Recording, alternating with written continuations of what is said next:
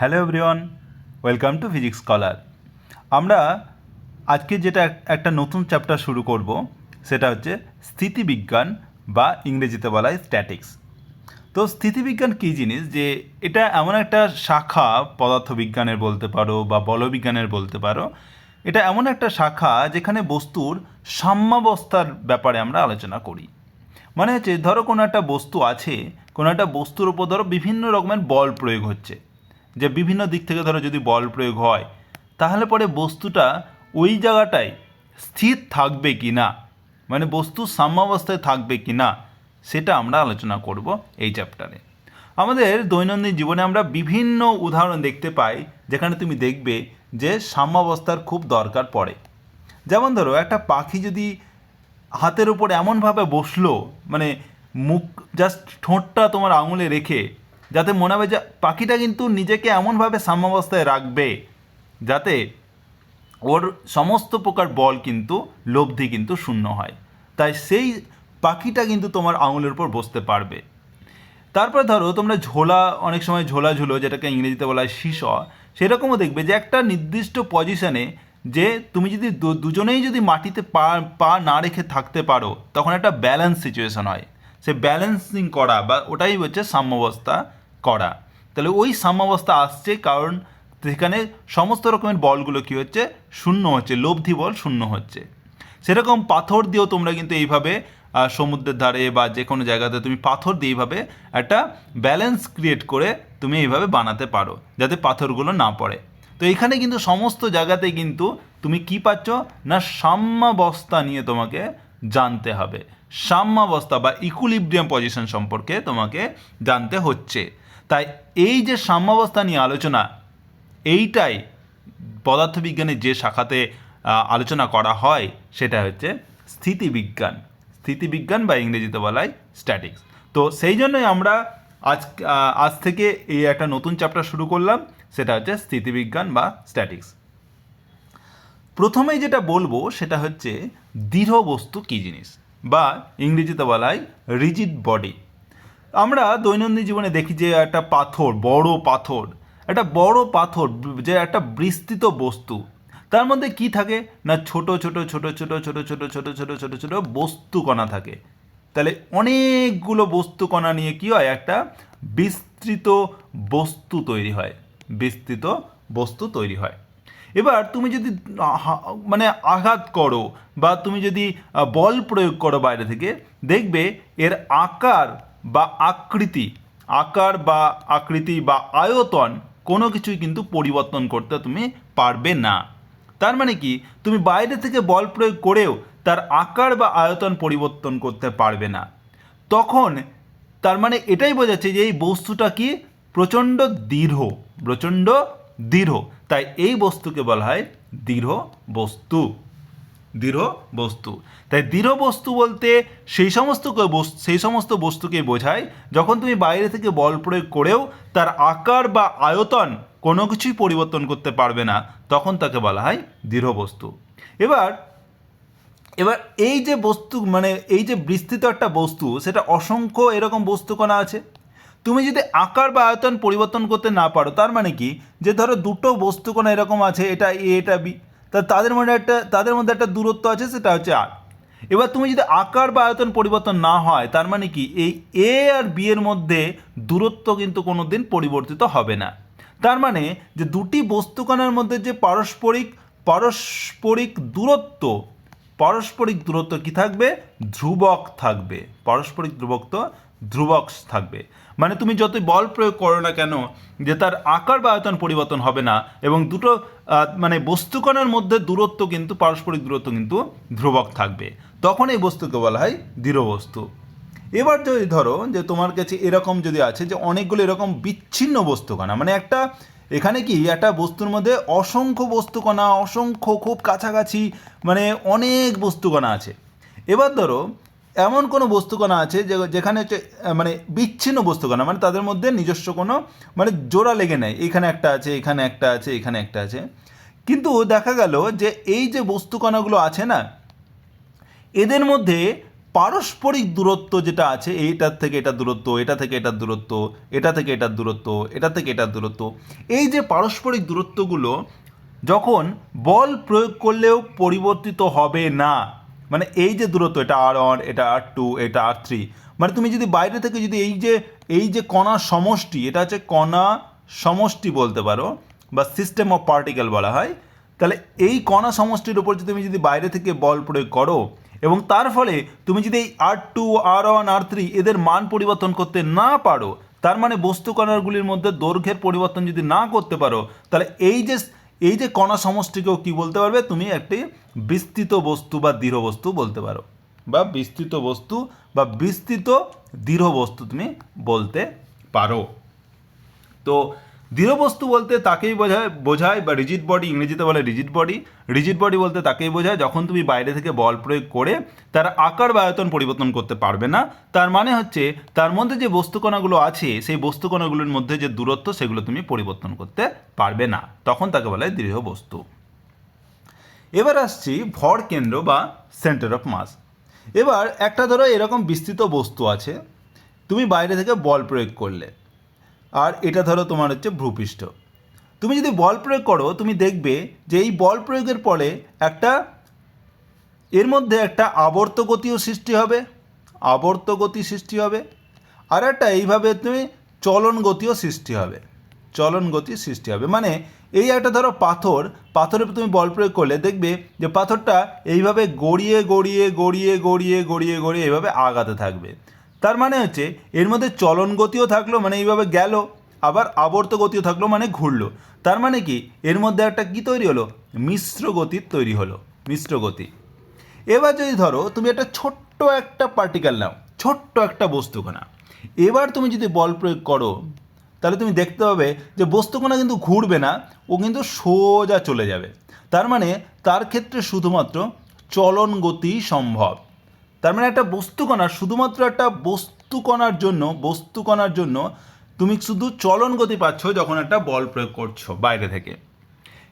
কিন্তু যখন তুমি একটা বিস্তৃত বস্তু নিচ্ছ, এটা হচ্ছে বিস্তৃত দৃঢ় বস্তু বা বিস্তৃত বস্তু, তখন তুমি যখন বাইরে থেকে বল প্রয়োগ করছো, তার মধ্যে কী তৈরি হচ্ছে, মিশ্র গতি সৃষ্টি হচ্ছে। এবার একটা ভালো জিনিস দেখবে, সেটা হচ্ছে ইন্টারেস্টিং জিনিস, সেটা হচ্ছে যে একটা দৃঢ় বস্তুতেও, মানে যেমন একটা বস্তুকণার ক্ষেত্রে বল প্রয়োগ করে শুধুমাত্র চলন গতি করা যায়, একটা দৃঢ় বস্তুকে বল প্রয়োগ করেও কিন্তু শুধুমাত্র চলন গতি করা যায়, শুধুমাত্র চলন গতি, মানে তার মধ্যে চলন গতি থাকবে কিন্তু আবর্ত গতি থাকবে না, মানে সেটা ঘুরবে না, তার মানে আবর্ত গতি থাকবে না। এটা কি সম্ভব? এইটা সম্ভব। কখন সম্ভব? যখন তুমি একটা বস্তু নেবে এবং তার মধ্যে এমন একটা পয়েন্ট আছে, এমন একটা বিন্দু আছে, যে বিন্দু বরাবর তুমি যদি বল প্রয়োগ করো, মানে বলটা যদি এইভাবে প্রয়োগ করো এবং এইটা যদি এইভাবে এই বিন্দু দিয়ে যায়, তাহলে কিন্তু এই বস্তুটা কিন্তু আর ঘুরবে না, এটা কিন্তু এইভাবে সোজা যাবে, এটা কিন্তু সোজা যাবে, কিন্তু কোনো এই যে ঘুরতো সেটা কিন্তু ঘুরবে না। এই যে বিন্দু, এই বিন্দুকে বলা হয় ভর কেন্দ্র, ভর কেন্দ্র, বা ইংরেজিতে বলা হয় সেন্টার অফ মাস। মানে সেন্টার অফ মাস মানে ভর কেন্দ্র, মানে সমস্ত ভরের যে একটা কেন্দ্রবিন্দু, সেটাই হচ্ছে ভর কেন্দ্র। তার মানে ভর কেন্দ্র বলতে আমরা এটাই বুঝি যে এমন একটা বিন্দু যার মধ্যে দিয়ে বল প্রয়োগ করলে বস্তুটার কোনো মিশ্র গতি হবে না, শুধুমাত্র চলন গতিই সম্ভব, তখন তাকে ভর কেন্দ্র বলা হয়। এবার ধরো এবার ধরো একটা বস্তু এরকমভাবে নিলাম, ঠিক আছে, এবার এটা ধরো ভূপৃষ্ঠ, যদি ধরো এইটা হচ্ছে তোমার ভর কেন্দ্র, আমি বললাম যে সি। এবার তুমি যদি বল প্রয়োগ করো এইভাবে, তাহলে কিন্তু কিন্তু সোজা যাবে। তুমি যদি এইভাবে বল প্রয়োগ করো, তাহলে যদি ধরো ভূপৃষ্ঠ না থাকতো, ও কিন্তু এই বরাবর যেত। আর ধরো এটা হচ্ছে তোমার F1, তাহলে F1-এর জন্য বস্তু এইভাবে যেত। এটা ছিল F2 জন্য এইভাবে যেত। তুমি যদি এইভাবে বল প্রয়োগ করো, এটা হচ্ছে F3, তাহলে কিন্তু বস্তুটা এইভাবে যাবে। তার মানে দেখতে পাচ্ছ যে শুধুমাত্র চলন গতি একটা সরলরেখা বরাবরই যাবে, কিন্তু তার মধ্যে কোনো মিশ্র গতির সৃষ্টি হবে না। কিন্তু যদি ধরো কোনো একটা বল যদি এইভাবে প্রয়োগ করো, এইখানে বা এইভাবে, মানে যেটা তুমি ক্রিয়ারেখাটা এই সেন্টার অফ মাসের মধ্যে দিয়ে বা ভরকেন্দ্রের মধ্যে দিয়ে যাবে না, তখন কী হবে, এটা কিন্তু ঘুরবে। তার মানে কি, এটা ঘুরে ঘুরে যাবে। তার মানে হচ্ছে এটার মধ্যে একটা আবর্ত গতিরও সৃষ্টি হবে। তাই শুধুমাত্র যখন কোনো বল ওই একটা নির্দিষ্ট বিন্দুর মধ্যে দিয়ে যাবে, বলের অ্যাকচুয়ালি তুমি বলতে পারো যে বলের ক্রিয়ারেখা ওই বিন্দু একটা নির্দিষ্ট বিন্দুর মধ্যে যাবে, যখন ওই বস্তু তখনই একটা বস্তুর মধ্যে চলন গতির সৃষ্টি হবে, কোনো মিশ্র গতি হবে না, মিশ্র গতি হবে না, শুধুমাত্র চলন গতি হবে। তখন তাকে বলা হয় ভর কেন্দ্র। তাহলে ভর কেন্দ্র বলতে আমরা কি বুঝলাম, যে ভর কেন্দ্র হচ্ছে এমন একটা বিন্দু, বস্তুর মধ্যে এমন একটা বিন্দু যার মানে যে বিন্দু বরাবর যদি তুমি কোনো বল প্রয়োগ করো, তাহলে বস্তুর শুধুমাত্র চলন গতি হবে, বস্তুর শুধুমাত্র চলন গতি হবে। যেমন একটা ছোট্ট একটা বিন্দুকে যদি তুমি বল প্রয়োগ করো, তাহলে তার যেমন চলন গতি হয়, তেমন একটা বিস্তৃত বস্তুর ক্ষেত্রে তুমি যদি ওই একটা বিন্দুর বরাবর যদি বলের ক্রিয়ারেখা হয়, তাহলেও তার মধ্যে শুধুমাত্র চলন গতি হবে। তার মানে এই যে গোটা বস্তুটাকে তুমি জাস্ট একটা ছোট্ট বিন্দু দিয়ে কী করতে পারলে, তুমি প্রকাশ করতে পারলে। যে ধরো এই যে টোটাল যে ধরো এর ভর ছিল এম, এবং সেইটা যদি ধরে নিলাম যে এই বিন্দুটার ভর হচ্ছে এম, তাহলে তুমি গোটা বস্তুটাকে তুমি একটা ছোট্ট বিন্দু দিয়ে কী করতে পারলে, প্রকাশ করতে পারলে। এবং তখন যদি তুমি একটা এফ বল প্রয়োগ করো, তখন তুমি কী পাবে, শুধু চলন গতি পাবে। তার মানে গোটা বস্তুর ভরকে তুমি একটা ছোট্ট একটা বিন্দুতে তুমি কি করতে পারলে, কেন্দ্রীভূত করে বলতে পারলে যে গোটা বস্তুর ভর এই ছোট্ট বিন্দুতে কেন্দ্রীভূত আছে। তাই এটাকে বলা হচ্ছে ভর কেন্দ্র, সেই জন্যই বলা হয় ভর কেন্দ্র। এবার দুটি কণা দিয়ে গঠিত সংস্থার ভর কেন্দ্র। ধরো দুটো কণা আছে এরকম, এটা হচ্ছে M1, আর একটা বস্তু কণা আছে সেটা হচ্ছে M2। তাহলে বলো, আর এদের মধ্যে ধরো এরা এইভাবে যুক্ত করা আছে, কোনো একটা রড দিয়ে বা কিছু দিয়ে যুক্ত করা আছে। তাহলে বলো যে এই দুটো বস্তুর ভর কেন্দ্র কোথায় আছে। এই যে কোশ্চেনটা যখন তুমি করবে না, তুমি একটা জিনিস যা সাধারণভাবে মানে মানে এটা ভাবার চেষ্টা করো, যে যখন তুমি দোকানে যাও, দোকানে গিয়ে তুমি কী কেনো, পেন কিনো, আলু কেনো, খাতা কেনো, সমস্ত কিছুই কেনো, তাই তো? ধরো তুমি পেন কিনলে, কী পেন কিনলে, দুরকম পেন কিনলে। একটা লাল কালারের পেন কিনলে, লাল কালারের পেন, যার দাম হচ্ছে, একটার দাম হচ্ছে 5 টাকা করে, এবং তুমি কটা কিনলে, 10টা কিনলে, তাহলে টোটাল দাম কত হলো, 50 টাকা। তাহলে কিনলে তুমি মানে একটার দাম হচ্ছে 5 টাকা, তুমি কিনলে 10টা, টোটাল দাম হচ্ছে 50 টাকা। তুমি একটা কালো কালারের পেন কিনলে, সেটার দাম হচ্ছে ধরো, একটার দাম হচ্ছে 6 টাকা, এবার তুমি কিনলে আবার ধরো 15টা, তাহলে পরে কত দাম হলো, 90 টাকা। তাহলে টোটাল দাম কত হলো, 140 টাকা। তাহলে তোমাকে বলা হলো যে তাহলে পেনের গড় দাম কত, পেনের গড় দাম কত। তুমি কি করবে, তুমি এই 10-এর সাথে যে 5 গুণ করলে, প্লাস এই 15-র সাথে 6 গুণ করবে, তারপরে এই যতগুলো কিনলে 15 + 10 সেটা দিয়ে ভাগ করবে, তাহলে তুমি কি পাবে, পেনের গড় দাম পাবে। তাহলে কত হলো, যে 50 + 90/115 + 25, তার মানে হচ্ছে 9 আর 5 14, 140/25। এটা যেটা হবে সেটা তুমি বলে যে গড় দাম হচ্ছে 140/25, প্রায় হচ্ছে ধরো 6 টাকার কাছাকাছি, বাট 6 টাকা নয়, 5.5 টাকা, 6 টাকার মাঝামাঝি, ঠিক আছে, ধরো 5.7, ঠিক আছে, অ্যারাউন্ড অ্যাপ্রক্সিমেট হচ্ছে 5.7 টাকা। মানে হচ্ছে যে তুমি যতগুলো পেন কিনলে তার গড় দাম হচ্ছে কিন্তু 5 টাকা, 5 টাকা 70 পয়সা, তো 5.7 টাকা। তার মানে তুমি কি করলে, যে যত সংখ্যার সাথে, পেনের সংখ্যার সাথে তার দাম গুণ করলে, এবং যতগুলো এরকম আছে বাই টোটাল সংখ্যা তুমি ভাগ করে দিলে, এইভাবে কিন্তু পেনের গড় দাম পেলে। এবার সেই রকমই একই হিসেব যদি আমি এখানে করি, তোমাকে বলা হলো যে এই যে একটা, এটার বস্তুর ভর হচ্ছে M1, এটার বস্তুর ভর হচ্ছে M1, এবং বস্তু দুটি কোথায় অবস্থিত, এখানে হচ্ছে অবস্থান, ভর দেওয়া থাকবে, অবস্থান দেওয়া থাকবে। এখানে কি দেওয়া ছিল, যে এখানে ভর দেওয়া ছিল, এখানে অবস্থান দেওয়া ছিল, তোমাকে এখানে সংখ্যা দেওয়া ছিল, দাম দেওয়া ছিল। তাহলে সংখ্যা দেওয়া ছিল, দাম দিয়েছিল, তাহলে তোমাকে কী বার করতে বলেছিল, তোমাকে যে গড় দাম বার করতে বলেছে, গড় দাম তাহলে বার করতে বলেছে। তার মানে এবার তুমি যখন সিমিলারলি তুমি যখন এইখানে করবে, যে যখন এবার এই যখন বস্তু আছে না, এখানে ভর, এখানে মানে দুটো বস্তু দেওয়া আছে, দুটো বস্তুর ভর দেওয়া আছে, অবস্থান দেওয়া আছে। তাহলে মানে তুমি যখন বলবে যে বস্তুর মানে অবস্থান, এই যে ভর কেন্দ্র কোথায় থাকবে, তাহলে আমাকে অবস্থান বার করতে হবে, অবস্থান বার করতে হবে। তাহলে তুমি কি করবে, ভরের সাথে এর অবস্থান, মানে একটার ভরের সাথে আর একটার অবস্থান, প্লাস হচ্ছে আর একটার ভরের সাথে আর একটার অবস্থান, বাই হচ্ছে তুমি যেহেতু অবস্থান বার করবে তাহলে টোটাল ভর তোমাকে যোগ করতে হবে, ভর প্লাস ভর প্লাস ভর।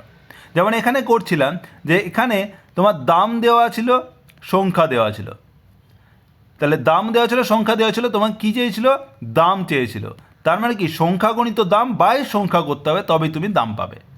সেরকম অবস্থান বার করতে গেলে ভরের সাথে অবস্থান গুণ করলে দিয়ে যতগুলো এইভাবে যত রকমের অবস্থান আছে, যত রকমের ভর আছে সেগুলো যোগ করলে বাই টোটাল ভর দিয়ে ভাগ করলেই টোটাল অবস্থান তুমি পেয়ে যাবে। তার মানে হচ্ছে যে তুমি বললে যে ভর কেন্দ্র ধরো এখানে আছে, এবার এই ভর যে এমন, ধরো আমি একটা, এটা ধরো এক্স অ্যাক্সিস আমি নিয়ে নিলাম, এটা হচ্ছে এক্স অ্যাক্সিস, আর এটা হচ্ছে ও বিন্দু। এই এমন ভরের অবস্থান ধরো এক্স ওয়ান, মানে হচ্ছে এই যে ও বিন্দু থেকে দূরত্ব হচ্ছে এক্স ওয়ান, আর ও বিন্দু থেকে এই যে এম টু ভরের দূরত্ব হচ্ছে এক্স টু। তাহলে বলো ভর কেন্দ্র ধরো ভর কেন্দ্রের অবস্থান হচ্ছে এক্সিএম, যেটা হচ্ছে এখান থেকে এক্সিএম দূরে আছে। তাহলে এইটা হচ্ছে তোমার ভর কেন্দ্র, যেটা হচ্ছে ধরো এ। তাহলে ভর কেন্দ্রের অবস্থান কত, মানে এক্স সিএম সমান কত হবে, যেটা তুমি এক্স ওয়ান আর এক্স টু দিয়ে তুমি বলতে পারবে। তাহলে এক্সিএম সমান আমি কি বলতে পারি, এক্সিএম হচ্ছে যে প্রথমটার ভর এম ওয়ান, তার অবস্থান কত এক্স ওয়ান, প্লাস দ্বিতীয়টার ভর ইন্টু তার অবস্থান এক্স টু, বাই টোটাল ভর কত M one plus M two. তাহলে এইটা হচ্ছে তোমার হচ্ছে ভর কেন্দ্রের অবস্থান পেয়ে গেলে। তাহলে এক্স সিএম মানে ভর কেন্দ্রের দূরত্ব এই মূল বিন্দু থেকে, সেটা হচ্ছে M one x one plus M two x two by M one plus M two. এইটা হচ্ছে ভর কেন্দ্রের অবস্থান। ভর কেন্দ্রের অবস্থান তুমি এইভাবে লিখতে পারলে। তাহলে এইভাবে তুমি যদি দুটো বস্তু থাকে তাহলে ভর কেন্দ্র তুমি বার করতে পারলে। ভর কেন্দ্রটা কোথায় থাকবে, এটা। আর ভর কেন্দ্রের ভরকে তো অবশ্যই টোটাল যেটা ভর সেটা হচ্ছে ভর কেন্দ্রের ভর, সেটা হচ্ছে টোটাল ভর হচ্ছে এম সমান হচ্ছে M one plus M two. এটা হচ্ছে টোটাল ভর, আর অবস্থান হচ্ছে এক্স এম সমান হচ্ছে এটা। তাহলে এখান থেকে দেখো এম ওয়ান প্লাস এম টুকে তুমি এম লিখতে পারো, তাহলে এটা এইদিকে নিয়ে গেলে তাহলে এম এক্স সি এম সমান পেয়ে গেলে M one x one plus M two x two, M one x one plus M two x two. এবার বলছে যে ত্রিমাত্রিক নির্দেশতন্ত্রে অসীম সংখ্যক কণা দিয়ে গঠিত সংস্থার ভরকেন্দ্র, মানে যখন অসীম সংখ্যক কণা দিয়ে আছে, মানে এরকম অনেক, মানে একটা ত্রিমাত্রিক দেশে এরকম অসংখ্য কণা আছে, তাহলে তার ভর কেন্দ্র কোথায় হবে, তার মানে অবস্থান কোথায় হবে। তাহলে ধরো এরকম বস্তুগুলো হচ্ছে, ধরো এটার কোনো একটা অরিজিনের সাপেক্ষে ধরো ও অবস্থান, তার সাপেক্ষে ধরো এর অবস্থান হচ্ছে ধরো x one y one Z one, আর একটা বস্তুর হচ্ছে x two y two Z two, এরকমভাবে বাকিদের হচ্ছে x three y three Z three. এরকমভাবে প্রত্যেকটা বিন্দু বা বস্তু কণার এরকম স্থানাঙ্ক হচ্ছে এরকম। তাহলে ভর কেন্দ্র কী হবে, ভর কেন্দ্রের স্থানাঙ্ক কত হবে না, এক্স সমান হচ্ছে এক্স সি এম সমান হবে তুমি এম ওয়ান এক্স ওয়ান, এটা ধরো এম ওয়ান, এর ভর হচ্ছে এম ওয়ান, এটার ভর হচ্ছে এম টু, এটার ভর হচ্ছে এম থ্রি, এইভাবে প্রত্যেকটার ভর দেওয়া আছে। তাহলে এক্স এম কত হবে, m one x one plus M two x two plus M three x three plus dot dot dot by total ভর m one plus M two plus M three. সেরকমভাবে ওয়াই সি এম মানে y স্থানাঙ্ক কত হবে, সেটা হবে m one y one plus M two y two plus M three y three plus dot dot dot by total ভর m one plus M two plus M three. Z C M কত হবে, Z C M হচ্ছে M one Z one plus M two Z two plus M three Z three plus dot dot dot by M one plus M two plus M three. এবার দেখো এই এক্সিএমকে তুমি লিখতে পারো, দেখো যে summation I M I X I by summation M I I. আমি জানি না তোমরা যখন সামেশান পড়বে, সামেশান আই মানে হচ্ছে, সামেশান আই ধরো তোমার কাছে এক্স আই দেওয়া আছে, তার মানে হচ্ছে যে আই হচ্ছে এক থেকে ধরো ইনফিনিটি, তাহলে প্রথমে এক বসালে তাহলে এক্স আইয়ের জায়গায় এক বসা এক্স ওয়ান, সামেশান মানে হচ্ছে যোগ করা, তাহলে যোগ তাহলে আবার হচ্ছে আয়ের জায়গায় কী হবে, আয় থেকে তাহলে এক এক করেও বাড়বে, তাহলে 2 হবে, তারপরে হচ্ছে 3 হবে, তারপরে 4 হবে, এইটা। তা এবার যদি ধরো সামেশান এমআই এক্সআই মানে হচ্ছে আয় হচ্ছে 1 থেকে ধরো শুরু, তার মানে হচ্ছে আয়ের জায়গায় 1 বসলো, তাহলে M1 X1, সামেশান মানে হচ্ছে যোগ করা, তারপরে কি আয়ের জায়গায় 2 বসবে, M2 X2, এইরকম। তাহলে সামেশান এমআই এক্সআই মানে হচ্ছে এটা। আর সামেশান এমআই মানেও তাই, সামেশান এমআই মানে হচ্ছে আই ইকালস টু 1 থেকে শুরু হবে, তাহলে M1 হলো, তারপরে হচ্ছে M2 হলো, তারপরে M3 হলো, এটা। তার মানে আমি এক্সএমকে লিখতে পারি এইভাবে যে এক্সএম সমান হচ্ছে summation m i x i by summation m i. সেরকমভাবে ওয়াইসিএমকেও তুমি লিখতে পারো যে ওয়াইসিএম সমান হচ্ছে summation m i y i by summation MI. এটা একটা ওয়াইআই পেয়ে গেলে। আর একটা যেটাই পেয়ে যাবে সেটা হচ্ছে জেড-সিএম, তুমি পেয়ে যাবে জেড-সিএম হচ্ছে summation M I Z I by summation MI.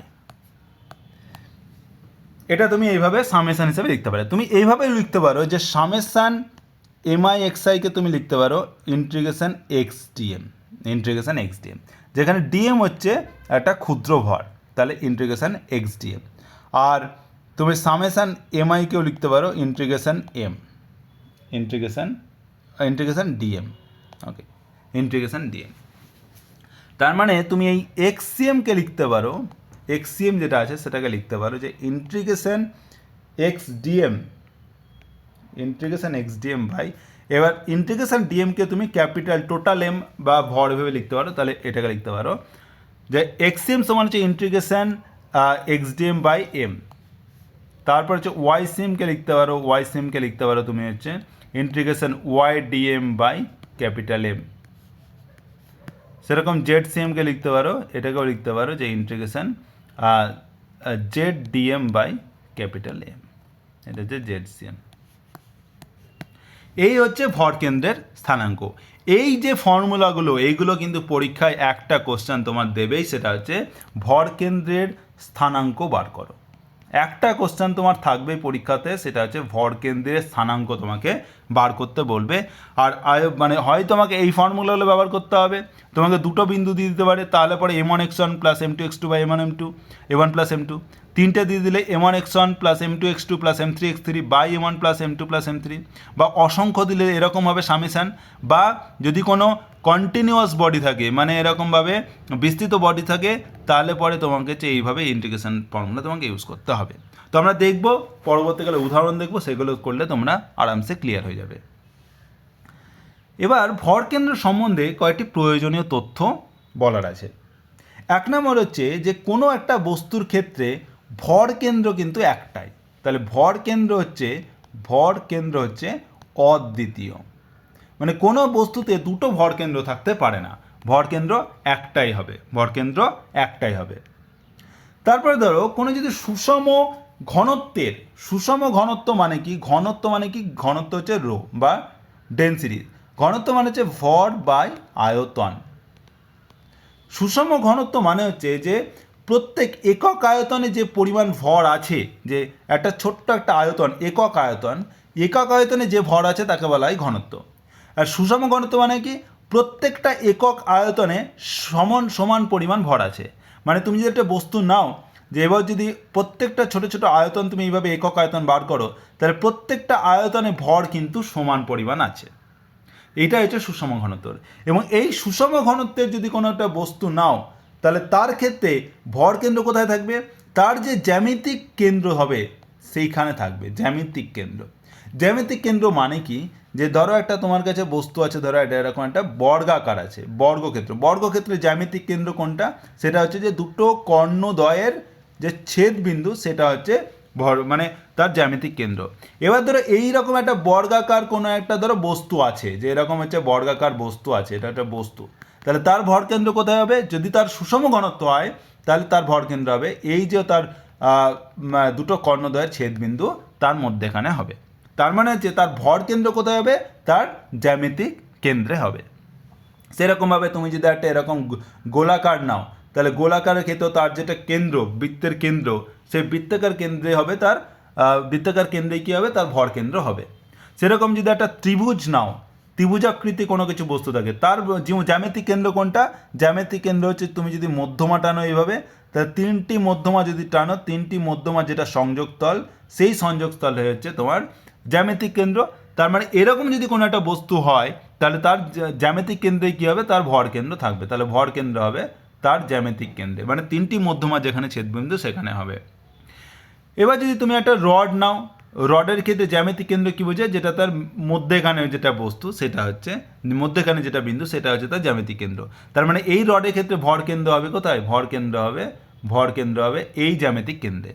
তারপর ধরো সিলিন্ডার আছে, সিলিন্ডারের ক্ষেত্রেও তার একটা অক্ষ আছে মধ্যেখানে, এই অক্ষের যে মধ্যবিন্দু সেটা হচ্ছে তার জ্যামিতিক কেন্দ্র। তার মানে সেটাই হবে তার ভর কেন্দ্র, আবার ধরো তোমার যদি একটা ধরো এরকমভাবে কিউব আছে, কিউব বানিয়েছে এরকমভাবে, তাহলে কিউবের ক্ষেত্রে কোথায় হয়? কিউবের ক্ষেত্রে হয় যে দুটো যে তল, এই যে ধরো এইভাবে আঁকছি যে এইটা হচ্ছে তল এরকম, এই তাহলে এইটা একটা ভিতরের তল আছে এই তলটা, আর বাইরে একটা তল আছে এরকম, দুটো তলের যে মধ্যবিন্দু তাদের যে সংযোগকারী রেখার যে মধ্যবিন্দু সেইটা হচ্ছে তার জ্যামিতিক কেন্দ্র। তো সেইটাই হবে তার ভর কেন্দ্র,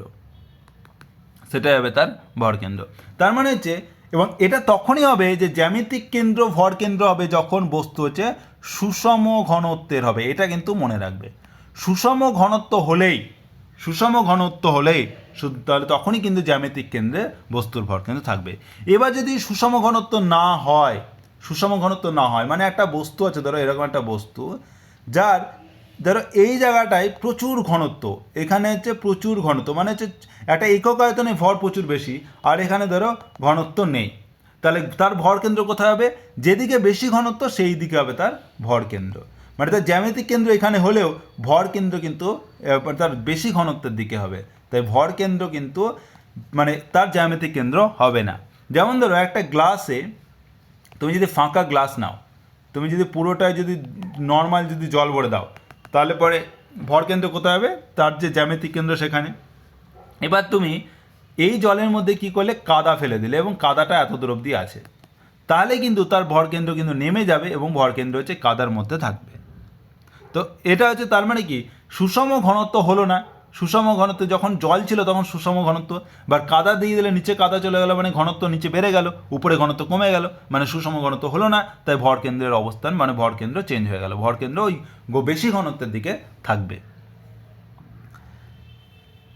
তারপর হচ্ছে 4 নম্বর হচ্ছে যে ধরো এমন একটা জায়গা, মানে এমন একটা সিস্টেম বা সংস্থা যেখানে ধরো একটা প্রচুর বড় বস্তু আছে আর বাকিগুলো ছোট ছোট ছোট ছোট ছোট, তাহলে তার ভর কেন্দ্র কোথায় থাকবে? ওই যে বড় বস্তু আছে তার মধ্যেখানে, তাহলে ভর কেন্দ্র হবে বড় বস্তুর মাঝখানে।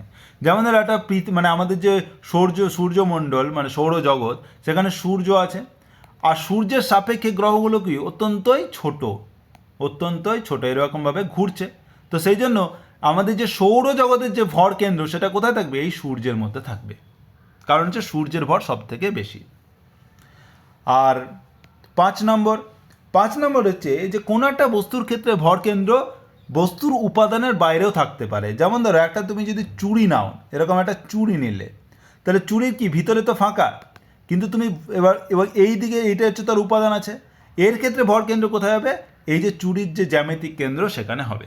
এখানে কিন্তু সুষম ঘনত্ব নয়, তবুও যেহেতু এটা একটা কি বলবো সিমেট্রিক বলে কথাটাকে, সিমেট্রি বা চারিদিকে হচ্ছে সমতা আছে, তার মানে এই দিকে পুরোটা দেখো যে একটা বিন্দুর চারিদিকে কিন্তু সমস্ত কিছু সমান মনে হচ্ছে, তাই এই বিন্দুটাই হচ্ছে তার জ্যামিতিক কেন্দ্র, তাই এখানেই তার হবে ভর কেন্দ্র থাকবে। তাহলে পরীক্ষাতে একটা খুব মানে কমন এমসিকিউ দেয় এখান থেকে যে কোনো একটা বস্তুর ক্ষেত্রে বস্তুর ভর কেন্দ্র বাইরে থাকতে পারে কি? তো অবশ্যই হ্যাঁ, থাকতে পারে, ভরকেন্দ্র বাইরে থাকতে পারে। কার ক্ষেত্রে? যেমন উদাহরণ দাও, যেমন একটা বৃত্তাকার রিং যদি নাও, চুড়ি নাও, তাদের ক্ষেত্রে কী হবে? ভরকেন্দ্র বস্তুর বাইরে থাকতে পারে। একে কিন্তু বস্তু কিন্তু এটা কিন্তু বস্তুর কেন্দ্রটা কিন্তু বস্তুর বাইরে অবস্থিত, তাই বস্তুর বাইরে থাকতে পারে, তাই ভরকেন্দ্র বস্তুর বাইরে থাকতে পারে। বৃত্তাকার রিং বা ধরো চুড়ি এগুলোর ক্ষেত্রে বস্তুর বাইরে থাকতে পারে। আর একটা জিনিস বলি যে 6 নম্বর পয়েন্ট, সেটা হচ্ছে যেমন ধরো একটা সরল দণ্ড তুমি যদি না একটা লোহার দণ্ড নিলে, তাহলে ভর কেন্দ্র কোথায় থাকে? এখানে। এবার ধরো বস্তু যদি আকার পরিবর্তন করা হয়, আকার যদি পরিবর্তন করো, আকার পরিবর্তন করে, মানে ধরো এই যে লোহা আছে বা কোনো একটা ধাতুর দণ্ড আছে, তাহলে ভর কেন্দ্র ছিল এখানে, এবার এটাকে জাস্ট সামান্য বাঁকালে, এইরকমভাবে বাঁকালে না, এরকম যদি বাঁকাও, ভর কেন্দ্র কিন্তু এইখানে চলে আসবে। মানে ছিল আগে এইখানে এতে, এখন আগে ছিল এখানে, আগে এখানে চলে এলো এ প্রাইম, মানে এইদিকে চলে এলো। এবার তুমি আরও বাকি যদি এটাকে গোল করে দাও, সঙ্গে সঙ্গে এটা আরও সেন্টারে চলে আসবে। তার মানে এখান থেকে এইভাবে চলে এলো। তার মানে কি বস্তুর আকার পরিবর্তন করলে ভর কেন্দ্রের অবস্থান পরিবর্তিত হবে। বস্তুর আকার পরিবর্তন করলে বস্তুর ভরবেগের পরিবর্তন হবে। এবার আমরা একটা সুষম দণ্ডের ক্ষেত্রে ভর কেন্দ্র কোথায় থাকে সেটা বার করে নেব। তাহলে একটা ধরো সুষম এরকম যদি দণ্ড নিই, তাহলে পরে তার ভর কেন্দ্র কোথায় থাকবে। তো ধরা হলো যে এই সুষম দণ্ডের এই যে পয়েন্টটা, এইটা হচ্ছে তোমার হচ্ছে মূলবিন্দু ও, আর এই যে এটা হচ্ছে এক্স অক্ষ বরাবর রাখা আছে দ্বন্দ্বটা, আর এই যে টোটাল দৈর্ঘ্য সেটা হচ্ছে এল, এটা যে টোটাল দৈর্ঘ্য হচ্ছে এল। এবার আমাকে বলতে হবে যে ভর কেন্দ্র কোথায় আছে। আমরা জানি ভর কেন্দ্র কোথায় থাকতে পারে, যদি সুষম দণ্ড হয় তাহলে অবশ্যই বস্তুর মধ্যেখানে, মানে এক্স সিএম সমান কত হওয়া উচিত, L/2 হওয়া উচিত। আমরা সেটাই এখানে দেখাবো।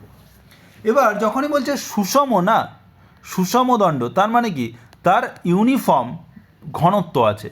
সুষম মানে হচ্ছে ঘনত্ব সব জায়গাতে সমান। মানে ঘনত্ব মানে কি, ঘনত্বটাকে আমি ধরলাম যে ঘনত্ব হচ্ছে তোমার হচ্ছে ভর বাই আয়তন, তাহলে M/V, এটা হয়তো মানে ঘনত্ব কী হয়, ভর বাই আয়তন। কিন্তু এখানে যেহেতু একটা সরলরেখা বরাবর আছে, তার মানে এর ক্ষেত্রে কিন্তু আয়তন সেরকমভাবে নেই।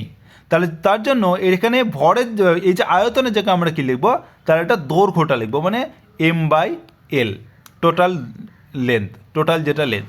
তার মানে যে এই যে দৈর্ঘ্য মানে বস্তুর ভর বাই দৈর্ঘ্য, এটাই হচ্ছে তার ঘনত্ব বোঝাচ্ছে। একটা সরল রৈখিক যদি এরকম বস্তু হয় তার ক্ষেত্রে ঘনত্ব বোঝায় M/L, মানে বস্তুর ভর বাই দৈর্ঘ্য, এটাই হচ্ছে বস্তুর ঘনত্ব বোঝাচ্ছে। তার মানে সুষম ঘনত্ব মানে হচ্ছে যে এই যে M/L, এটা হচ্ছে সুষম বা ধ্রুবক, সেটাকে আমরা লিখলাম ল্যামডা, সেটা হচ্ছে ধ্রুবক, যেটা পরিবর্তন হবে না। তাই এই ল্যামডাটাকে বলা হয় যে রৈখিক ভর ঘনত্ব। এই ল্যামডাটাকে বলা হয় রৈখিক ভর ঘনত্ব। এবার যদি এই একটা দণ্ডের যদি ভরকেন্দ্র বার করতে চাও, কি করতে হবে, সেটা হচ্ছে যে তোমাকে একটা ছোট্ট পরিমাণ একটা অংশ নিয়ে নিলাম। এই যে একটা অংশ, এটা হচ্ছে ধরো dx, এর হচ্ছে মানে দৈর্ঘ্য মানে হচ্ছে মানে এই যে দূরত্বটা, এর মধ্যে এই যে দূরত্বটা, এটা হচ্ছে dx। আর এটার ভর ধরে নিলাম, এটার ভর হচ্ছে ধরো dm, তাহলে dx দৈর্ঘ্যের যে ছোট্ট বস্তু, তার ভর হচ্ছে dm। এবার আমরা বলেছি ল্যামডা সমান হচ্ছে M/L, তাহলে dm সমান লিখতে পারি, dm সমান কি, যে এই যে ল্যামডা, এটা হচ্ছে প্রতি দৈর্ঘ্যে ভর, রৈখিক ভর ঘনত্ব মানে হচ্ছে প্রতি দৈর্ঘ্যে ভর, মানে একক দৈর্ঘ্যে, মানে 1 ইউনিট দৈর্ঘ্যে ভর হচ্ছে কত, ল্যামডা। তাহলে dx দৈর্ঘ্যে কত ভর হবে, dx গণিত ল্যামডা, মানে ল্যামডা dx। তাহলে dm সমান কত হবে, ল্যামডা dx। তাহলে dm সমান ল্যামডা dx বলতে পারি। এবার xcm আমরা বার করব, মানে ভর কেন্দ্রের অবস্থান বার করব।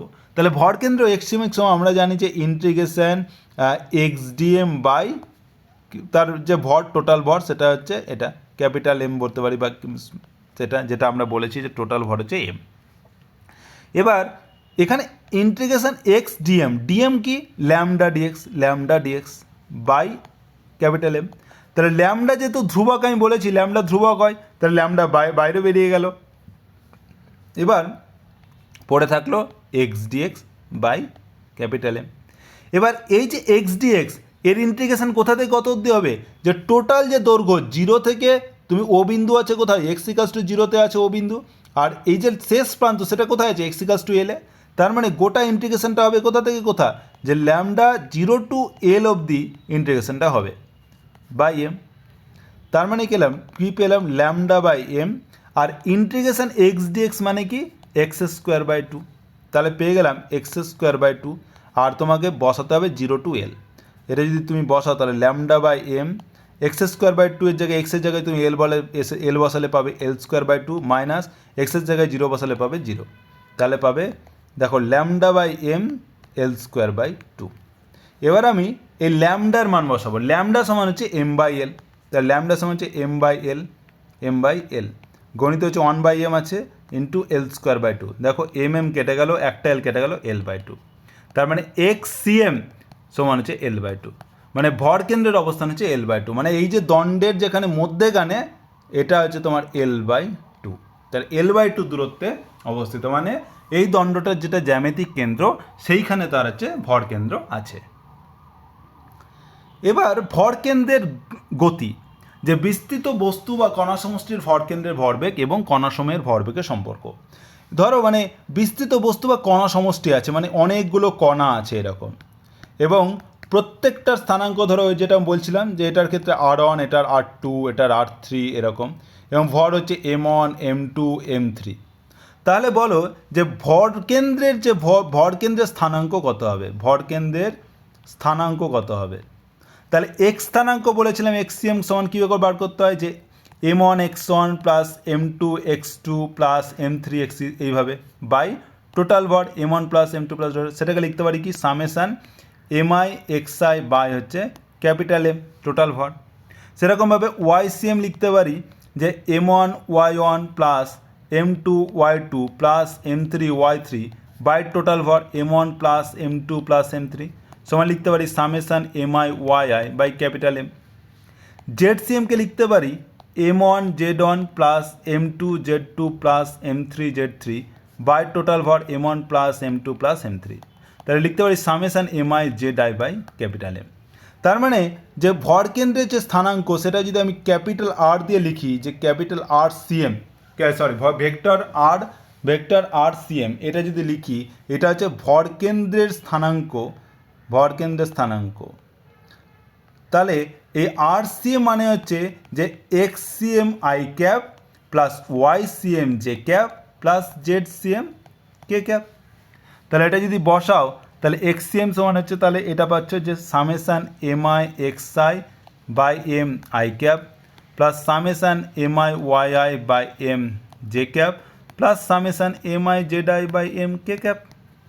তাহলে RCM সমান কী পেলে, যে RCM সমান হচ্ছে দেখো 1/m তো কমন পেলেই, তাহলে পেলে এরকমভাবে যে, এবং ভিতরে যদি MI কমন নাও তাহলে তুমি পাবে যে এরকমভাবে যে এই ইন্টিগ্রেশান এটার মধ্যে পেলে XI I cap plus YI J cap plus ZI K cap, এটা করলে এটা পেলে আর এটা এরকম, তাহলে পেলে 1/m সামেশান তুমি কি লিখতে পারো যে MI RI, কারণ এই যে XI cap YI cap plus ZI cap তুমি লিখতে পারলে RI ক্যাপ, তাহলে মানে এটা পেলে MI RI ক্যাপ।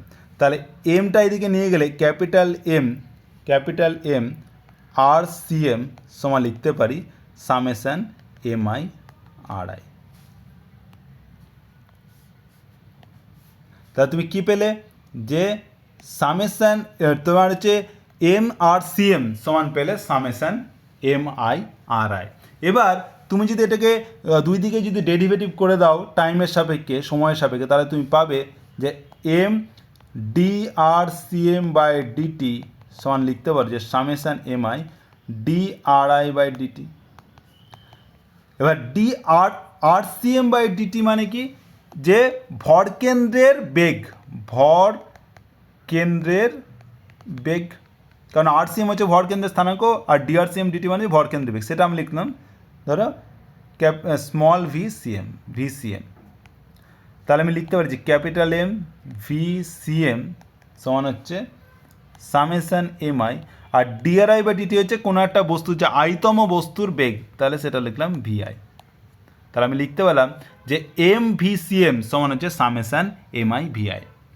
এটার মানে হচ্ছে যে ধরো কোনো একটা বস্তু হচ্ছে যে M1 বস্তু, তার ভর হচ্ছে, তার বেগ হচ্ছে V1, M2 বস্তু তার বেগ হচ্ছে v2, M3 বস্তু তার বেগ হচ্ছে v3, তাহলে ওই ভরবেগের বেগ কত হবে? সেটা হবে যে VCM ভরবেগের বেগ হবে m1 v1 plus m2 v2 plus m3 v3 by m1 plus m2 plus m3 এরকম। তো এটা হচ্ছে ভরকেন্দ্রের যে, এবার m ভর গণিত বেগ কী হয়? ভরবেগ। তাহলে ভরকেন্দ্রের ভরবেগ সমান কি? দেখো এই এমআই ভি হচ্ছে কি, কোনো একটা বস্তুর ভরবেগ, এবং সামেশন মানে কি, যে অসংখ্য বস্তুকণার ভরবেগের লব্ধি। তাহলে বস্তুকণার যে বস্তু সমষ্টির যে ভরবেগের লব্ধি, বস্তু সমষ্টির ভরবেগের যে ভরবেগের লব্ধি সেটাই হচ্ছে ভরকেন্দ্রের ভরবেগের সাথে সমান। তাহলে ভরকেন্দ্রের ভরবেগ মানে হচ্ছে যে বস্তু সমষ্টির ভরবেগের লব্ধি বোঝাচ্ছে। এবার ভরকেন্দ্রের ভরবেগের সংরক্ষণ। এবার আমরা জানি যে ভরবেগের সংরক্ষণ কখন হয়? যখন বাইরে থেকে যদি বাইরের বল যদি 0 হয়, মানে F=0 হয়, তাহলে কি হয়? যে তোমার হচ্ছে যে মোমেন্টাম, যে এমবি কি থাকে? কনস্ট্যান্ট থাকে। এটা আমরা আগে পড়েছি, নিউটনে যখন গতিসূত্রাবলী পড়েছিলাম তখন আমরা পড়েছি যে বাইরে থেকে যখন কোনো বল প্রযুক্ত না হয় তাহলে বস্তুর ভরবেগ সংরক্ষিত থাকে। তার মানে হয় যে বস্তু হয় স্থির থাকে বা বস্তু সমবেগে চলতে থাকে। কারণ হচ্ছে যখন F=0 তার মানে ma=0, মানে a=0, মানে ত্বরণ থাকে না, মানে বস্তু স্থির থাকতে পারে বা সমবেগে গতিশীল থাকতে পারে। আর তার কি থাকবে? যে ভরবেগ সংরক্ষণ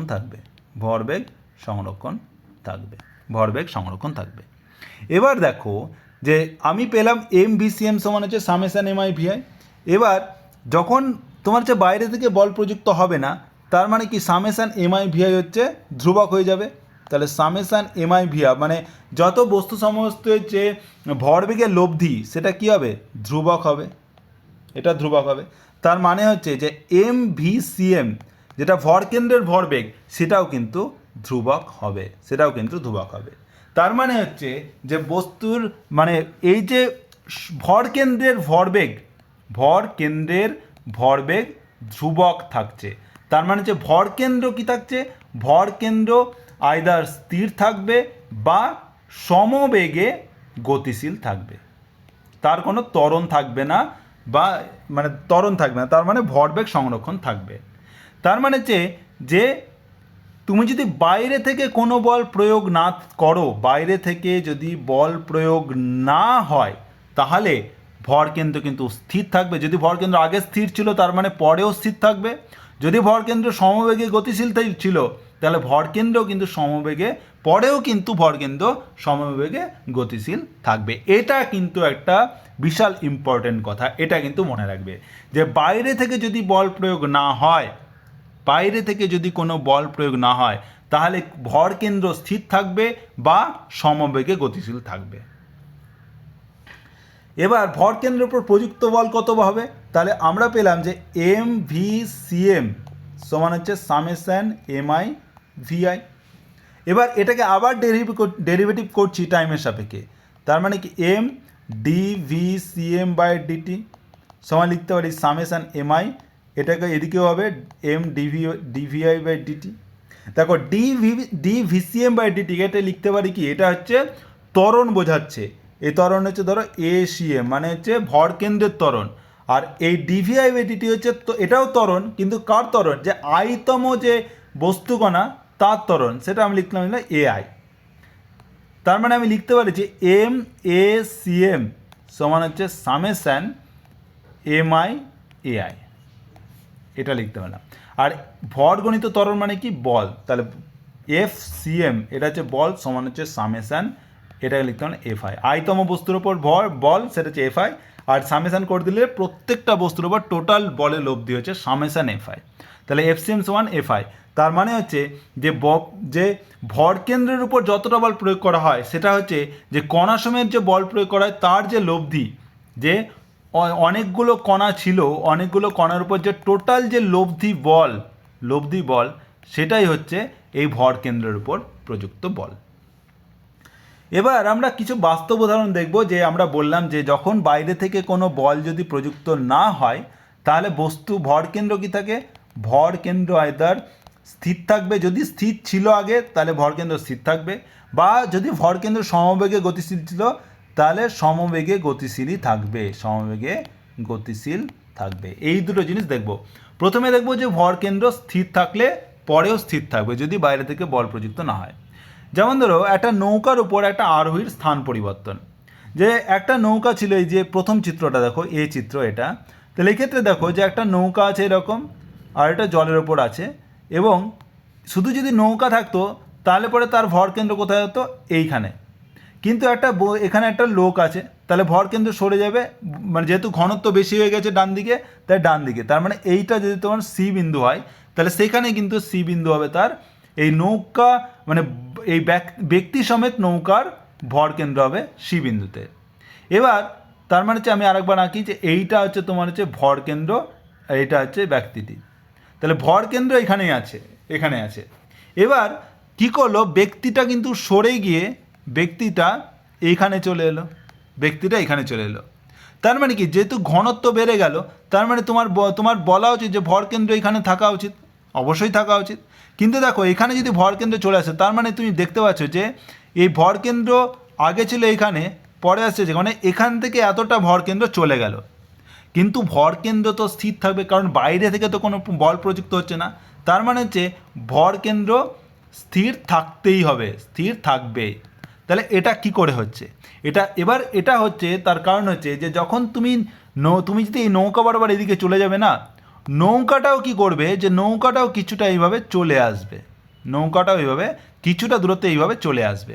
তখন কী হবে, যে তুমি এখানে দাঁড়িয়ে থাকলে তাহলে ভর কেন্দ্র এখানেই থাকলো, কিন্তু সে কিন্তু আগে যে পজিশানে ছিল সেই পজিশানেই থাকলো, মানে নৌকাটা চলে গেল, নৌকাটা কিছুটা, তুমি যখনই দেখবে ছবিতেও দেখো, যদি তুমি এখানে দাঁড়িয়ে আছো, তুমি যখন এইদিকে চলে আসবে নৌকাটা এইদিকে চলে যাবে, নৌকাটা দিকে চলে গিয়ে ভর কেন্দ্রের যেখানে ছিল ভর কেন্দ্রের স্থানাঙ্ক সেখানেই থাকবে, ভর কেন্দ্র একই জায়গাতে থাকবে, কিন্তু নৌকাটা সেটা চলে যাবে যাতে ভর কেন্দ্র একই থাকে। তার মানে যে বাইরে থেকে বল প্রয়োগ না করলে দেখো ভর কেন্দ্র কিন্তু স্থির থাকছে, ভর কেন্দ্র স্থির থাকছে, মানে একই জায়গাতেই থাকছে। সেরকম আর একটা উদাহরণ দিই, যে কোনো একটা বস্তু বা বোমা যদি বিস্ফোরণ হয়, সেক্ষেত্রেও তুমি দেখবে যে ছবিতে তুমি দেখতে পাচ্ছ যে একটা বস্তু এরকম যাচ্ছে, ভি বেগে যাচ্ছে, তার মানে কি, তার ভরবেগ কিন্তু এই বরাবর যাচ্ছে, ভরবেগ কিন্তু এই বরাবর যাচ্ছে। এবার কি হলো, যে এইখানে হঠাৎ করে এটা বিস্ফোরণ হয়ে গেল, এবং ধরো যে দুটো টুকরো, একটা হচ্ছে এই টুকরোতে চলে গেল, আর একটা টুকরো এইভাবে চলে গেল। তাহলে দেখো এক্ষেত্রে এই যে দুটো বস্তু, এটা একটা বস্তু, এটা একটা বস্তু, দুটো টুকরো এইদিকে চলে গেল, কিন্তু এই দুটো বস্তুর যে ভরবেগ, মানে ভর কেন্দ্র, সেটা কিন্তু এই যে তোমার হচ্ছে এই যে রেখা বরাবর আগে যাচ্ছিল সেই রেখা বরাবরই হবে। এবং প্রতিটা অবস্থানে এখানে যদি থাকে তাহলে ভর কেন্দ্র এখানে ছিল, তারপরে ভর কেন্দ্র এখানে, প্রথমে ভর কেন্দ্র এখানে, তারপরে এখানে। তার মানে কি, ভর কেন্দ্র কিন্তু সেই পুনরায় একই লাইন বরাবরই যাচ্ছে।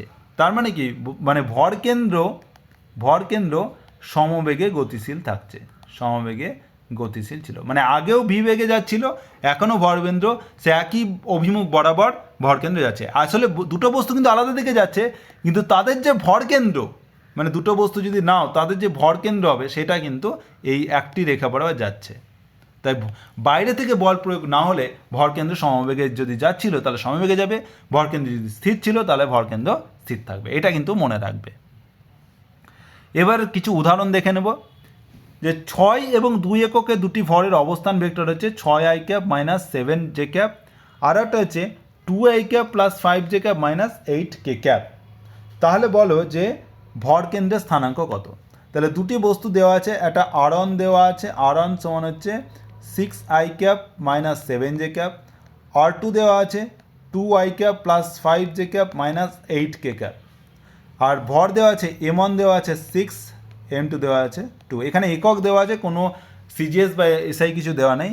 তাহলে ভর কেন্দ্রের স্থানাঙ্ক হবে, তাহলে ভর কেন্দ্রের স্থানাঙ্ক RCM সমান কত হয়, m1 r1 plus m2 r2 by m1 plus m2।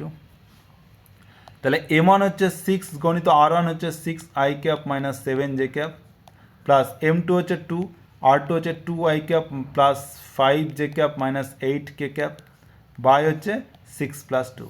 তাহলে এখান থেকে পাবে তুমি হচ্ছে 6 6 36 প্লাস 2 2 4 মানে 40 আই ক্যাপ, 7 6 42 মাইনাস 42 প্লাস 5 2 10 মানে minus 32 j cap, minus 8 2 16 k cap by 6 2 8। তাহলে এখান থেকে 8 5 8 40, 4 8 32, 8 2 16। এইটা আছে RCM হচ্ছে, এইটা হচ্ছে তোমার ভর কেন্দ্রের স্থানাঙ্ক। এটাকে তুমি লিখতে পারো 5 মাইনাস 4 মাইনাস 2, এটা হচ্ছে ভর কেন্দ্রের স্থানাঙ্ক। ওকে, লাস্ট কোশ্চেন, যে 10 কেজি এবং 2 কেজি ভরে দুটি বস্তু যথাক্রমে এত এবং এত বেগে গতিশীল, মানে হচ্ছে m1 দেওয়া আছে, বেগ দেওয়া আছে, m2 দেওয়া আছে, বেগ দেওয়া আছে, তাহলে ভর কেন্দ্রের বেগ বার করো। আমরা একটা জিনিস তোমাদেরকে মনে রাখবে এই কোশ্চেনে, যে যদি ধরো স্থানাঙ্ক দেওয়া থাকে তাহলে ভর কেন্দ্রের স্থানাঙ্ক হবে RCM সমান হচ্ছে m1 r1 plus m2 r2 plus by m1 plus m2। যদি v1 v2 দেওয়া থাকে তাহলে VCM হবে m1 v1 plus m2 v2 by m1 plus m2। যদি ত্বরণ দেওয়া থাকে a1 a2 তাহলেও ওই ভর কেন্দ্রের ত্বরণ হবে m1 a1 m1 a1 plus m2 a2 by m1 plus m2। এইটা কিন্তু মনে রাখবে, এই তিনটে ফর্মুলাই কিন্তু মানে স্থানাঙ্কের জন্য, বেগের জন্য বা ত্বরণের জন্য কিন্তু একই ফর্মুলাই ব্যবহার হচ্ছে। তাহলে এখানে কী চেয়েছে, আগে আমরা বার করেছি স্থানাঙ্ক, এবার আমরা দেখো বেগ বার করব। তাহলে আমাকে কী বার করেছে VCM, তাহলে VCM বার করতে হবে। তাহলে VCM সমান হচ্ছে m1 v1 plus m2 v2 by m1 plus m2। m1 কত দেওয়া আছে, m1 দেওয়া আছে 10 আর m2 দেওয়া আছে 2। তো 10 গণিত হচ্ছে v1 দেওয়া আছে 2i cap minus 7 j cap plus 3k cap, আর m2 দেওয়া আছে 2 আর v2 দেওয়া আছে minus 10 i cap plus 35 j cap minus 3k cap by হচ্ছে m1 প্লাস m2 হচ্ছে 10 প্লাস 2। তাহলে এখানে পেলে VCM হবে 20 i cap minus 20 i cap মানে হচ্ছে 0 i cap minus 70 J cap plus এটা কত হচ্ছে 35, তো তার মানে হচ্ছে 70 মাইনাস 70 প্লাস 70 মানে 0 জে ক্যাপ, আর এটা হচ্ছে প্লাস 30 আর হচ্ছে মাইনাস 6 তার মানে হচ্ছে প্লাস 24 কে ক্যাপ বাই 12 মানে হচ্ছে 2k ক্যাপ। তাহলে VCM হচ্ছে 2k ক্যাপ। তারপর আর যেহেতু এখানে একক দেওয়া আছে, যে SIতে দেওয়া আছে, কেজিতে দেওয়া আছে আর মিটার পার সেকেন্ড, তাহলে এটা হবে মিটার পার সেকেন্ড। তাহলে এইভাবে তুমি কী করলে ভর কেন্দ্রের বেগ পেয়ে গেলে। এবার যদি ত্বরণ দেওয়া থাকলে তাহলে ত্বরণও কিন্তু ভর কেন্দ্রের ত্বরণ তুমি এই ফর্মুলা থেকে ইউজ করে তুমি করতে পারবে। তো আজকে এই পর্যন্তই, যে আজকে নতুন একটা চ্যাপ্টার শুরু হলো এবং স্থিতিবিজ্ঞান সম্বন্ধে শুরু করলাম। এখানে দৃঢ়বস্তু বলতে বোঝাবে যে যখন কোনো বস্তুর বল প্রয়োগ না করলেও, মানে বল প্রয়োগ করলেও বস্তুর আকার বা আয়তন পরিবর্তন হবে না, তখন হচ্ছে সেটা দৃঢ়বস্তু। তারপরে ভরকেন্দ্র কাকে বলা হয়, ভরকেন্দ্র তাকেই বলা হয় যে ভরকেন্দ্র এমন একটা বিন্দু কোনো একটা বস্তুর, যে বিন্দুর মধ্যে দিয়ে তুমি যদি বল প্রয়োগ করো তাহলে বস্তুর শুধুমাত্র চলন গতি হবে, কোনো আবর্ত গতি বা মিশ্র গতি হবে না, সেটা হচ্ছে ভরকেন্দ্র। দুটি কণা দিয়ে বস্তুর ভরকেন্দ্রের ফর্মুলা হচ্ছে এটা, যে xm সমান হচ্ছে m1 x1 plus m2 x2 by m1 plus m2। আর এইভাবে তুমি সামেশান mi xi করতে পারো, অসংখ্য যখন বিন্দু থাকবে, বা ইন্টিগ্রেশন xdm বাই m করতে পারবে। ভরকেন্দ্রের বিভিন্ন, একটা ভরকেন্দ্র একটাই থাকে, যখন সুষম ঘনত্বের হয় তখন বস্তুর জ্যামিতিক কেন্দ্রে বস্তুর ভরকেন্দ্র থাকে, ঘনত্ব যদি বেশি হয় একদিকে তাহলে ভরকেন্দ্র সেই দিকে চলে যাবে।